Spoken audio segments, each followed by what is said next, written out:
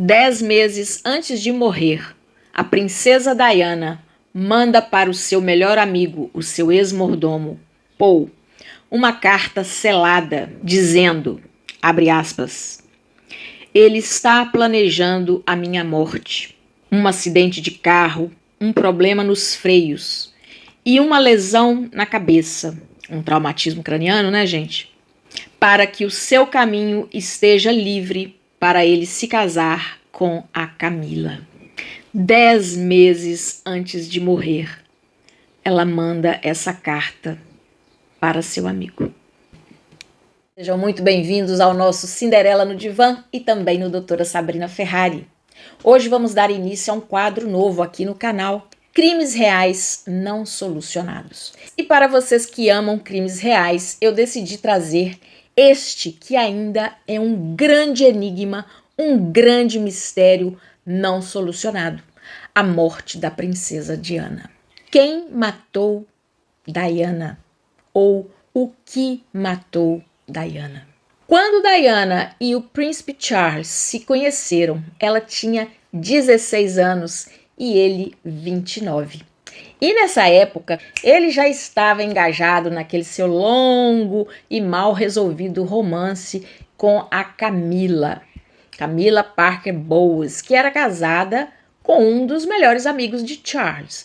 Eles já tinham esse romance há longo tempo, só que o marido da Camila fingia que não via, porque afinal de contas ela estava tendo um romance com o príncipe de Gales.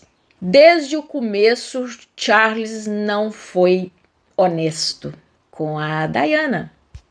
Ele amava a Camila, ele sabia que ele queria a Camila, mas mesmo assim eles ficam noivos. E a Diana, que era praticamente uma menina, se casa com o Charles aos 20 anos de idade. Gente, o casamento deles foi um verdadeiro conto de fadas. Eu era uma menina, estava na casa da minha tia e eu lembro dela me acordar durante a noite para assistir aquele contos de fadas da vida real. E eu lembro que eu fiquei assim impressionada com aquela multidão, aquela pompa e circunstância, né, gente, que eu acho que só a família britânica, a família real britânica ainda tem nos dias de hoje. Foi realmente um contos de fadas que se tornou realidade. Mas esse contos de fadas, ele era para nós. Ele não era o que a Diana vivia dentro de casa com o seu marido. A Diana, ou Diana, ela era filha de uma família também aristocrática. Na verdade, a família da Diana era ainda mais aristocrática que a família dos Windsor, que era a família do Charles. E a mãe da Diana falou com ela o seguinte: minha filha, veja bem aonde você está entrando. Esse casamento é uma furada. Mas a bobinha da Diana estava apaixonada pelo príncipe Charles e achava que aquele era realmente o homem da sua vida e que ela também era a mulher da vida de Charles. Então eles se casam naquele casamento de contos de fadas e ela começa então a viver uma vida miserável. Sem amor, sem alegria, sem amigos, sem trabalho, sem ter a sua própria casa. Ela deixa o apartamento que ela dividia em Londres com as amigas para ir morar no Palácio de Buckingham, com Charles e toda ali aquela família real, né? A rainha Elizabeth, o pai dele, que era o príncipe Philip, aquele pessoal todo. A Diana engravida e tem o príncipe William, depois ela tem o príncipe Harry, mas ela já tinha descoberto esse romance, esse caso do Charles com a Camila há muito tempo atrás, inclusive antes deles se casarem. Tanto que ela tentou realmente cancelar o casamento, mas ela não conseguiu. A pressão da família real foi muito forte para que eles continuassem com aquele embuste, né, gente? Com aquela fachada, aquele casamento de fachada. Era de fachada para todo mundo, menos para ela, menos para Diana. Ela realmente queria ter uma família, queria ter filhos, ela queria ter muitos filhos. tudo que ela queria era ser uma dona de casa e mãe de família feliz. Mas a gente viu que a vida teve outros planos para ela. Planos, por um lado, até muito mais grandiosos do que ela tinha sonhado. Uma vida de muito glamour, uma vida de realeza, uma vida de joias, roupas maravilhosas, de viagens, mas sem amor, que era o que ela tanto queria. Então, depois do casamento, Diana vai morar com Charles no Palácio de Buckingham e sai do seu amado apartamentinho que ela dividia no centro da cidade de Londres com suas amigas. E no Palácio de Buckingham, ela cai na mais profunda depressão. Se você está assistindo isso e conhece alguém que está deprimido, fale com essa pessoa para procurar ajuda. Depressão é coisa muito séria, gente. Então, Diana vai morar no Palácio de Buckingham e ela não sabia realmente nada sobre a vida ali de realeza e do protocolo, né, que eles estão sujeitos. Por exemplo, vocês sabiam que na família real ninguém pode usar preto, uma roupa preta, a não ser que esteja de luto? A Diana não sabia disso e numa das primeiras aparições com Charles, ela põe um vestido preto, um decote, e aí ela é altamente criticada pelos membros da família real. Mas naquela época, né, gente, vamos pensar uma coisa, não tinha internet, não tinha Dr. Google, ela não podia simplesmente saber protocolo da família real, como me vestir, como me comportar. E aí, então, ela não sabia realmente nada. E ela procurava o Charles, que ele pudesse ajudá-la, mas ele não estava interessado em ajudar a sua jovem e linda esposa. Ele estava enlouquecido em manter o romance dele com a Camila. E aí, gente, ela também começa a sofrer de bulimia. Sim, aquela desordem alimentar que a pessoa mal acaba de comer e ela quer colocar tudo ali para fora. Então, até naquela série The Crown, a gente vê a atriz que interpreta a Diana ali, né, do lado do vaso sanitário, colocando para fora tudo que ela tinha acabado de comer. E assim a Diana começa a ficar muito magra, bem magrinha. As pessoas acham que ela estava fazendo dieta, na verdade não, ela estava tendo era bulimia. Ela não conseguia ingerir o alimento e deixar o alimento ali quietinho. Em 1986, gente, uma gravação de um telefonema do Príncipe Charles e a Camila. O Príncipe Charles fala com a Camila o seguinte, que ele gostaria de viver dentro da calcinha da Camila. Gente. O próprio pai do Príncipe Charles, o Príncipe Philip, virou para Diana um dia e falou o seguinte: eu não consigo entender o meu filho, preferir estar com a Camila do que estar com você. Mas, gente, essas coisas de casal que acontecem entre quatro paredes, a gente não vai saber nunca o que está acontecendo ali. E o Charles, a gente vê hoje, que hoje ele é o rei Charles III, ele está casado, né, há 17 anos com a Camila e muito feliz, ele ainda é apaixonado por essa mulher.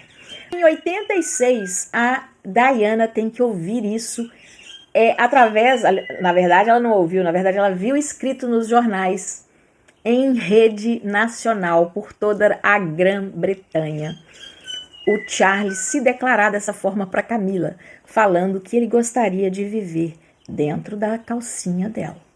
Então, logo depois, numa festa, a Diana se encontra com a Camila. E ela vira para Camila e fala o seguinte: você acha que eu sou idiota? Eu sei que vocês estão tendo um caso há muitos anos. A Camila vira para ela e fala assim: você é uma mulher linda, amada por todos. Você pode ter o homem que você quiser no mundo. Você tem 2 filhos lindos. O que mais você quer, Diana? Ela fala com ela o seguinte: eu quero o meu marido. Mas isso, infelizmente, ela nunca teve. Em agosto de 1996, por fim, esse divórcio entre o Charles e a Diana é finalizado, a pedido da rainha Elizabeth. Por quê? Logo depois dessa liberação aí desses tapes aí do Charles se declarando dessa forma para a Camila, a Diana começa a ter casos também. Aquele que for livre de pecado, atire a primeira pedra, né, gente? Uma mulher linda, jovem, tão traída, isolada, eu não sei, eu não vou me atrever a julgar a Diana. Ela começa a ter caso primeiro com um cara da guarda, depois o guarda-costas, depois mordomo, um jogador de bola. Ela vai ter caso com vários homens, vários homens. E um desses casos, ela teve um romance de 2 anos com um cirurgião paquistanês radicado em Londres. E em 1997, apenas 2 anos depois que eles começam a ter esse caso, esse médico simplesmente dá um pé na Diana e a gente não sabe por quê, porque ele nunca falou nada, ele nunca explorou esse romance com ela e ela fica muito deprimida. Ela logo em seguida se envolve com o Dodi Al-Fayed. O pai do Dodi Al-Fayed era o Mohammed Al-Fayed, que era um egípcio que morava há muitos anos na Grã-Bretanha e construiu um império. Gente, esse homem tinha um império. Aquela cadeia de lojas da Harrods que toda mulher conhece, né, gente? Vocês homens eu não sei, mas a gente conhece. Aquela cadeia Harrods, ele tem vários hotéis no mundo inteiro, inclusive o Ritz de Paris. Mas assim, bilionário, gente, é coisa assim que a gente não consegue imaginar muito, né? Sei que a Diana começa um tórrido romance com o Dodi Al-Fayed, que também era egípcio, era um filmmaker, né? Ele produziu vários filmes e era um cara muito boa pinta ali, só que tinham 2 poréns, né, gente? O Dodi era muçulmano e era egípcio, ou seja, para a família real, ele era uma pessoa de cor. A Diana vai com ele para o sul da França, leva os filhos, ela é convidada para passar um tempo com a família, leva o príncipe William e o príncipe Harry, e eles ficam lá por um tempo, em julho de 97. Depois ela volta, deixa os meninos em Londres e volta para ficar sozinha no iate. Sozinha não, né? Com aquela entourage toda lá, mas passa um tempo ali com o Dodi e eles começam o namoro. Então, no mesmo agosto, ela e o Dodi estão no Ritz de Paris, tendo um jantar ali, e eles não conseguem sair porque os paparazzi estavam tomando conta ali do lado de fora do hotel. Não tinha como sair. O Dodi fala com o pai dele muito sábio, fala: meu filho, é muito perigoso sair no meio dessa muvuca toda. Dorme aí no hotel, amanhã vocês vão para sua casa.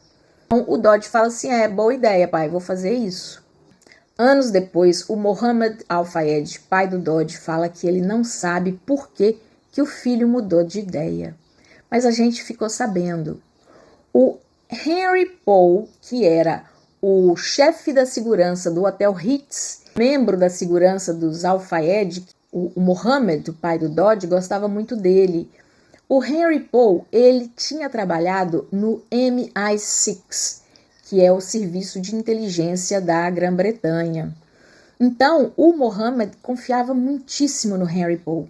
E o Henry Paul chegou para o Dodi naquela noite, fatídica noite, e falou com ele o seguinte: eu vou criar um esquema para confundir os paparazzi, né, que estavam lá do lado de fora do hotel, para vocês poderem sair e ir embora para o seu apartamento.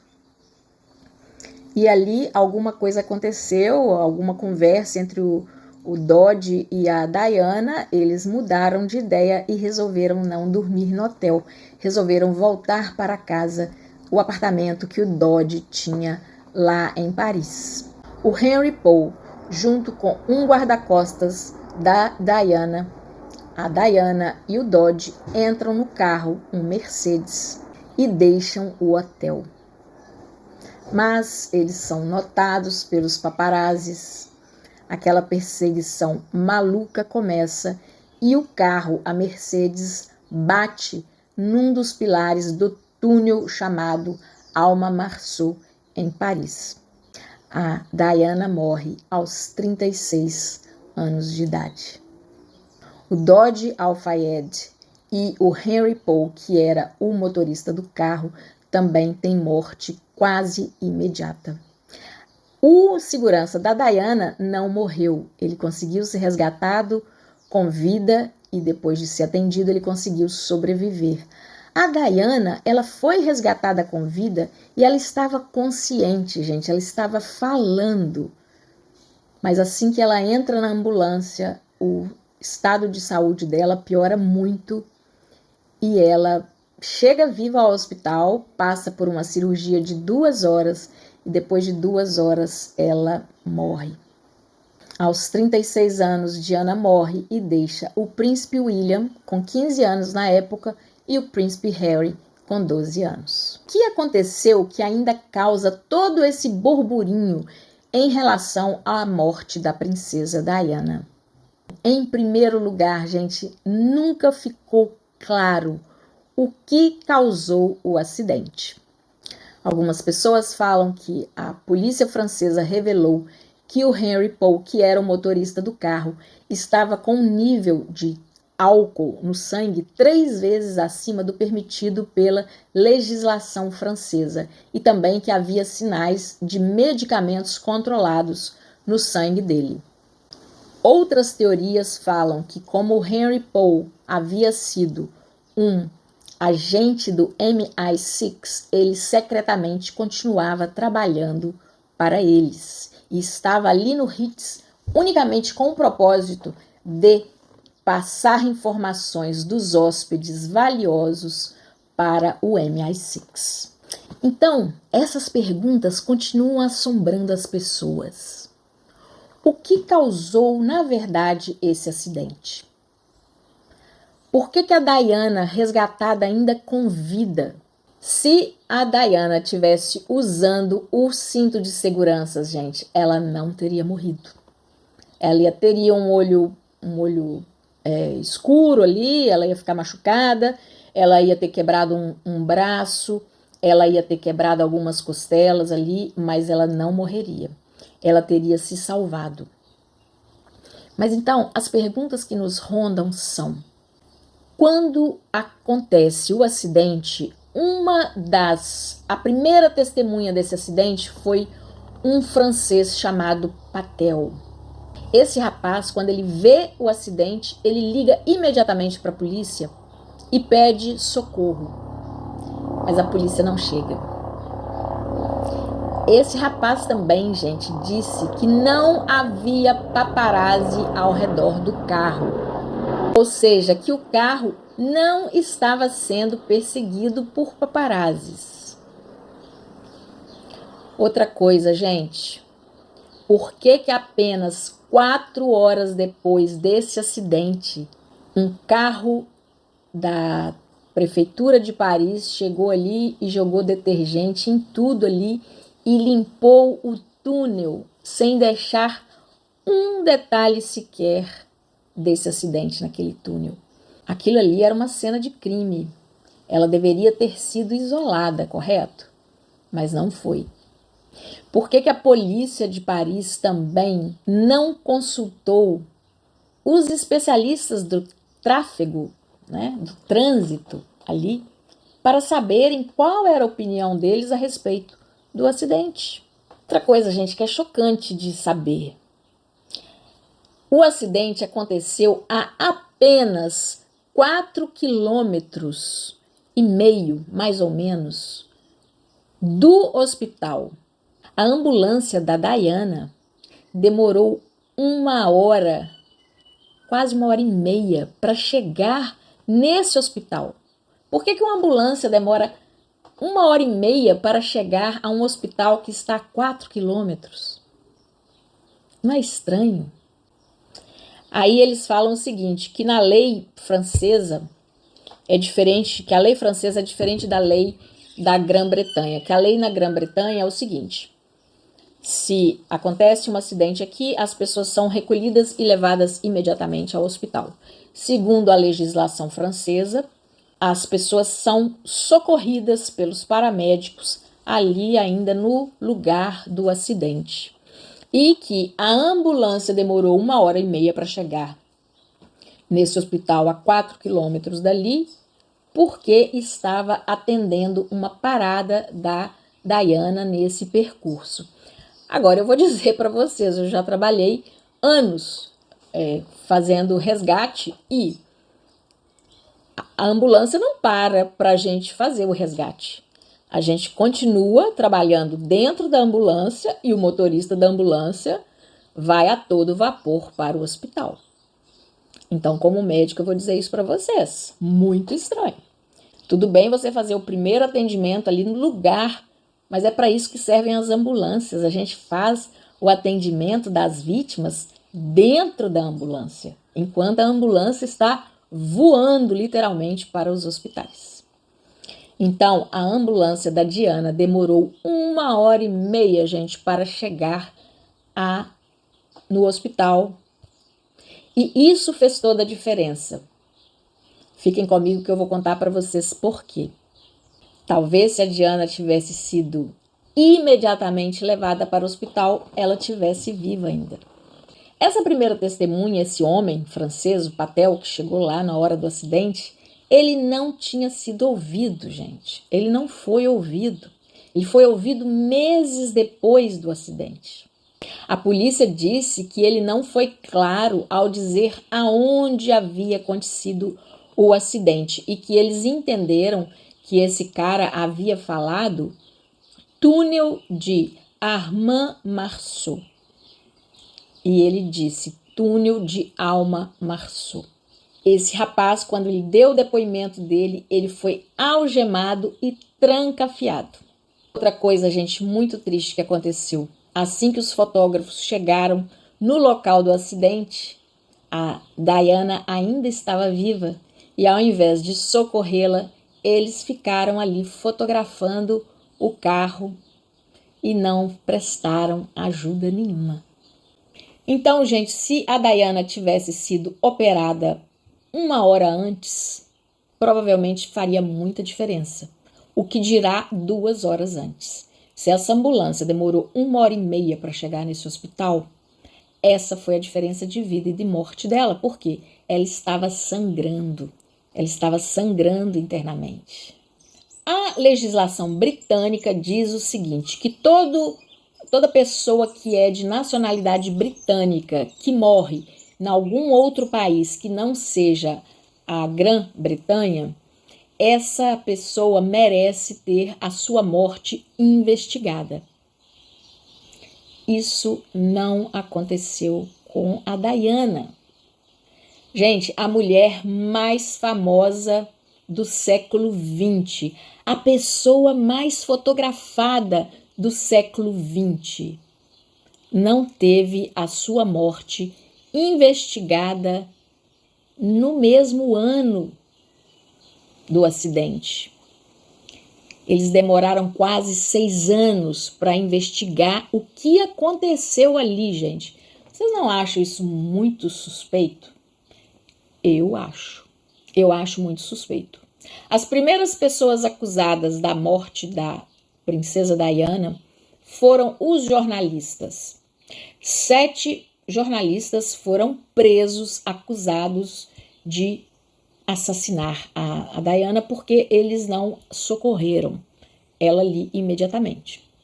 Daí a uns dias, a polícia francesa solta outro relatório, culpando dessa vez o motorista Henry Paul pela morte da Diana, do Dodge e dele próprio. Eles falam que ele estava, com 3 vezes o nível permitido de álcool e com outras drogas circulando no sangue dele. O interessante é o seguinte, a família do Henry Paul não queria aceitar isso, porque todo mundo que encontrou com o Henry Paul na hora antes do acidente, naquela noite antes do acidente, falou que ele não estava bêbado. Inclusive, tem uma gravação do Henry Paul conduzindo a Diana ali pelo hall do hotel, no elevador, e ele não parecia bêbado, ele não estava oscilando nem nada. Uma outra coisa interessante é o seguinte, o próprio guarda-costas da Diana, que sobreviveu, deu uma entrevista dizendo que Se o Henry Paul tivesse bêbado, ele não teria permitido que ele dirigisse o carro, porque um dos papéis dos guardas-costas, dos seguranças, é garantir a segurança das pessoas, né? E a dele mesmo, ele estava no banco da frente. Esse guarda-costas da Diana, ele só não morreu, gente, porque ele foi o único no carro que estava usando o cinto de segurança. Então, gente, a princesa Diana só teve a sua morte investigada muitos anos depois do acidente, em 2004. Por quê? Começaram a levantar tantas teorias da conspiração para a morte da princesa Diana, que eu acho que a família real deve ter falado assim, não, vamos fazer alguma coisa porque está ficando impossível. E aí eles montam, né, essa Operação Page, que vai buscar as causas da morte. Ao todo, essa operação investigou 175 teorias que falavam que a Diana não tinha só sofrido um acidente de carro, que ela tinha sido assassinada. E eu vou dizer uma coisa para vocês. Se nós, meros mortais, ainda temos tantos crimes não solucionados, de pessoas que não são famosas, envolvendo pessoas que também não são famosas, vocês acham de verdade que algum dia a gente vai saber o que aconteceu naquela noite com a princesa Diana? Então eu trouxe aqui para vocês as 4 teorias mais plausíveis de serem as corretas no caso. A primeira teoria diz que o Henry Paul foi pago pelo Serviço de Inteligência da Grã-Bretanha e o Serviço de Inteligência dos Estados Unidos para bater o carro. Por quê? Porque ele ganhava $35 mil por ano. E na época de sua morte, o Henry Paul tinha na sua conta bancária $250 mil. Agora, gente, eu acho essa teoria muito estranha cá entre nós, porque eles pagaram o Henry Paul para morrer e ficar rico, morto. Essa é uma teoria que, para mim, pessoalmente, não faz sentido. Eu acho que ele pode ter, sim, tomado parte ali naquela conspiração, porque foi ele que convenceu o Dodge a sair do hotel com a Diana. Ele foi o principal ali, articulador deles saírem do hotel. Eles iam dormir lá. Ele podia, sim, estar envolvido naquele esquema todo, porque eles fizeram também um caminho fora do caminho que era para voltar para o apartamento do Dodge. Eles foram para o outro lado, eles estavam num lugar que não tinha nada a ver. O que eles estavam fazendo ali, naquele túnel ali? Eu acho assim, todos nós somos passíveis de erro, claro, mas o cara era o chefe de segurança do Ritz de Paris, o chefe de confiança do pai do Dodge, um agente treinado pelo MI6. Tem alguma coisa estranha nessa história, né, gente? Mas eu não acredito que ele aceitou $250 mil para morrer ali naquele acidente. A segunda teoria parece ser assim mais bem fundamentada. A própria família real, não se sabe quem, teria encomendado a morte da princesa Diana. Porque a Diana ia ficar noiva do Dodge. Apesar deles estarem envolvidos há pouco tempo, o romance dele estava a todo vapor. E o Dodge já tinha comprado um anel de noivado, belíssimo, aliás, para a Diana. Eles já estavam noivos. Aliás, eles iam ficar noivos. E a Diana tinha falado que eles teriam uma grande surpresa. Provavelmente a surpresa seria o noivado. Dentro dessa teoria existe uma outra teoria ainda, que a Diana estaria grávida do Dodge. Essa teoria, não sei se eu acredito muito. A Diana era uma mulher experiente ali de 36 anos. Ela engravidaria sim se ela quisesse, né? Com certeza. E a gente nunca saberia se ela estava mesmo grávida ou não, porque a gente vê hoje na justiça brasileira assassinos aí, né, pagando médicos peritos para darem laudo falso. O que não dirá a família real britânica, né, com todo o seu poder, influência e dinheiro para pagar, sei lá quantos atestados ou laudos periciais falsos, infelizmente. Então eles dizem que a família real britânica não aceitaria jamais que a Diana se casasse com um egípcio de cor e muçulmano. E esse homem, egípcio, de cor e muçulmano, seria o padrasto do futuro rei da Inglaterra, que é o que o William vai ser. Depois do Charles, o William vai ser o próximo rei. Se ainda restar a monarquia, né, gente? Porque pode ser que a monarquia acabe antes do William chegar ao trono. Vamos ver. Então, eles dizem que a família real britânica não toleraria pensar que o futuro rei William tivesse um padrasto egípcio e muçulmano, e muito menos que a família real britânica toleraria que o futuro rei da Inglaterra tivesse um meio-irmão desse homem. De novo, gente, a gente vai saber a verdade? Nunca. Nunca. A não ser que o Harry está querendo contar nesse livro dele aí, que ele vai lançar, seja alguma coisa relacionada a isso, né? Eu acho que vai ter alguma coisa ali sobre a morte da mãe dele, porque o Harry não engoliu até hoje a morte da mãe, né? E também quem engoliria, né, gente? A terceira teoria da conspiração, e essa também me parece muito plausível, é que por que a Diana demorou 1h30 para chegar num hospital a 4 quilômetros dali? Essa, para mim, gente, é a que mais pega. Como eu disse para vocês, eu trabalhei anos dentro de ambulâncias fazendo resgate. E é assim, a gente vai trabalhando lá dentro enquanto o motorista dirige. A pessoa que está fazendo ali o resgate, ela não está dirigindo. Tem uma pessoa, ou várias, né? No caso 2, 3, às vezes, responsáveis pelo resgate, pela reanimação do paciente que está ali dentro, e a outra pessoa dirigindo. Então não faz sentido que a ambulância tivesse que parar, esperar o pessoal do atendimento atender ali a pessoa da vítima. Por quê?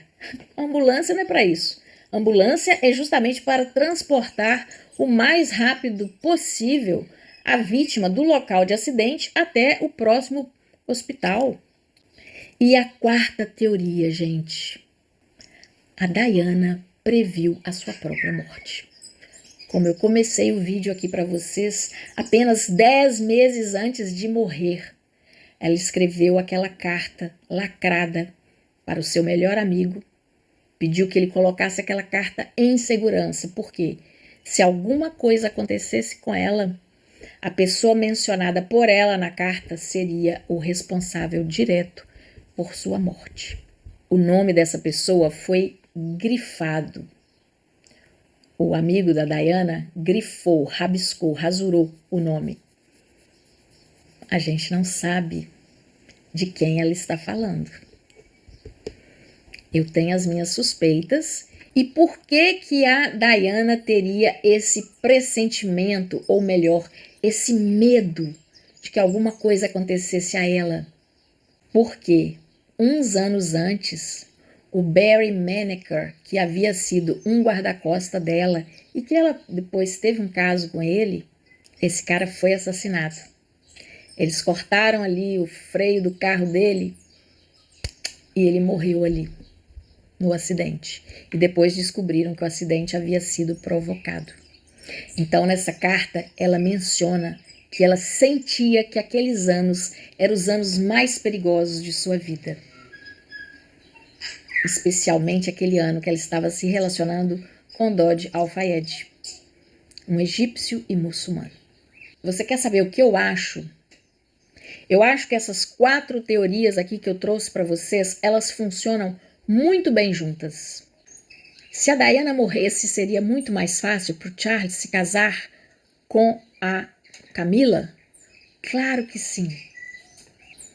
A Diana era um grande problema para a família real britânica.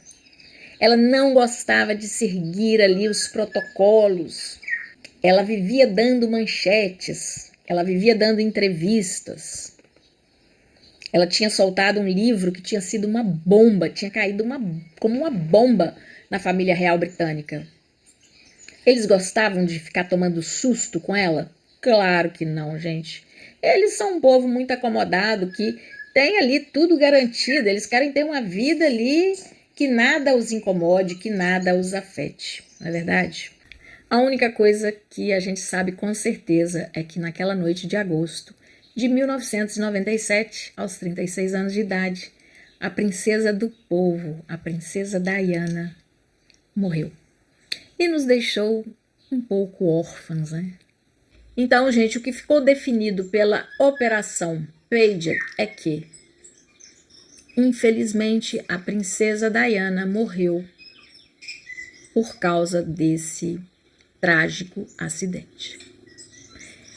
Eu deixo vocês agora com uma frase que a Diana falou na sua última entrevista em 1997 para a BBC. Então, entre aspas, eu acho que toda mulher forte da história tem de andar por um caminho parecido. Essa força causa às pessoas confusão e medo. E as pessoas se perguntam, por que ela é forte? De onde ela tira a sua força? E onde ela vai usar essa força? Obrigada por assistirem esse vídeo. Um beijo grande. Fiquem com Deus. Excelente semana para vocês, meus queridos. Tchau, tchau.